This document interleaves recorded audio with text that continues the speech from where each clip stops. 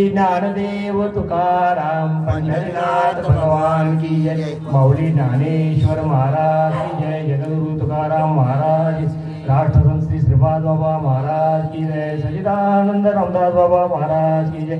सच्चिदानंद नारायण बाबा महाराज की जय। सच्चिदानंद रोहिदास बाबा महाराज की जय। सच्चिदानंद नाना बाबा महाराज की जय। सच्चिदानंद रोहिदास बाबा महाराज की जय। सच्चिदानंद नाना बाबा महाराज की जय। सब साधु संतान की जय। हर हर महादेव। बोला। गुरुर ब्रह्मा गुरुर्विष्णू गुरुर्देवो महेश्वरा, गुरु साक्षात परब्रह्म तस्मै श्री गुरुवे नमः। तस्मै श्री गुरुवे नमः। ज्ञानेश्वरी अध्याय 18वा। चंद्र तेथे चंद्रिका, शंभू तेथे अंबिका, आणि संत तेथे विवेका असने कीजे। गुरु तेथे ज्ञान, ज्ञानी आत्मदर्शन, आणि दर्शनी समाधान अतिजयसे।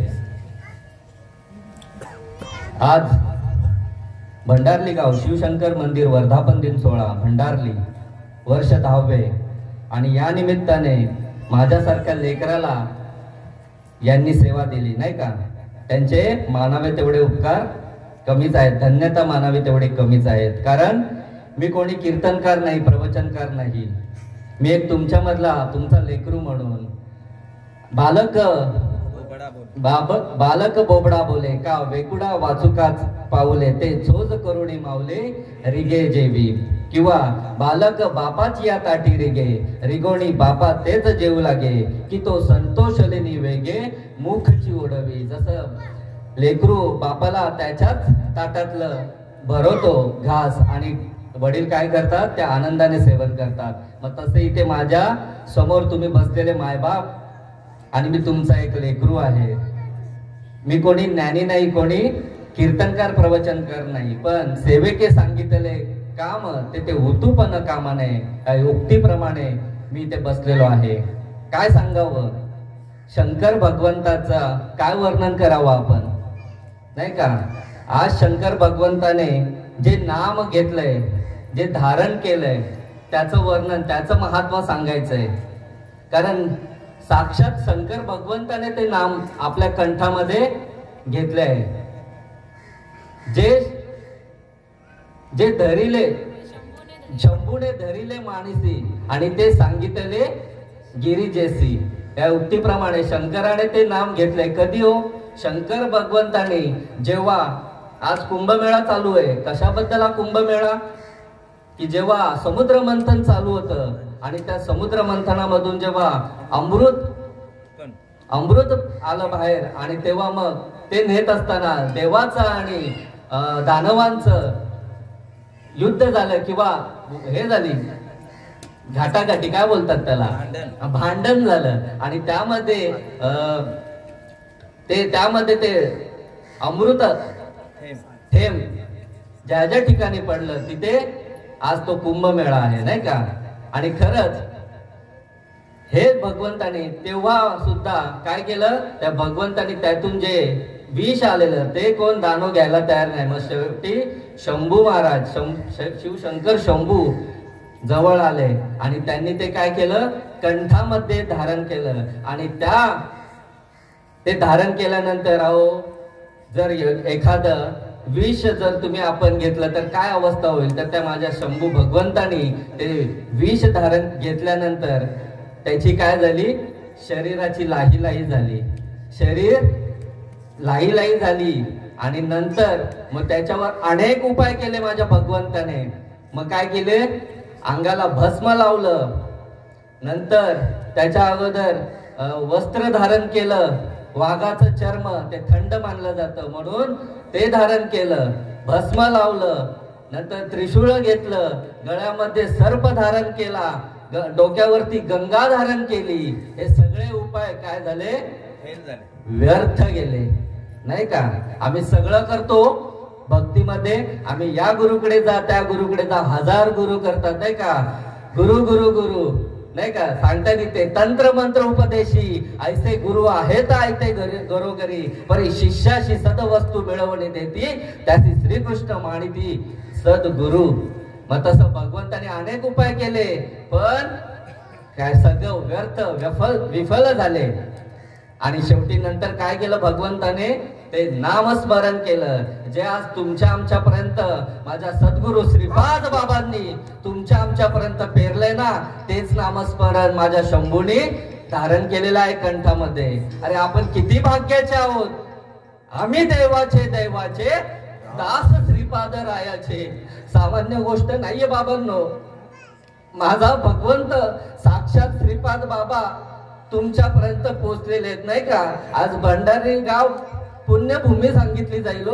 आज या साधू संतांचं आगमन झालंय इकडे भंडारली गावामध्ये. आज समजून घ्या भंडारली गावकरांनी समजून घ्या. हा विषय सामान्य नाहीये. आज साधू संत भेटतील तुम्हाला असे अनेक भेटतील पण सांगतात ना फक्त तुम्हाला बेडा पार करणारा तो सद्गुरु समर्थ सद्गुरु तुमच्या जीवनात यायला पाहिजे. गुरु कसा असला पाहिजे.